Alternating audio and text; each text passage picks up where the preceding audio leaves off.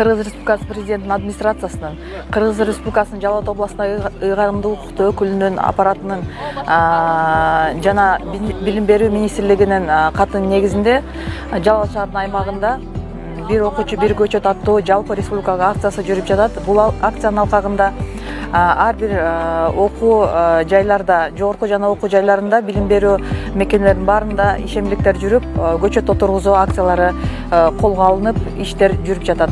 Негизги эле бул акциянын өткөрүүнүн бир максаты экосистеманы коргоо жана колдоо болуп эле эсептелинбестен, өсүп келе жаткан жаштарды достукка, ынтымакка чакыруу болуп дагы саналат. Бүгүнкү күнү өзүбүздөр күбө болгондо 21-чи орто мектебинде дагы мөмөлүү дарактардан отурулуп атабыз.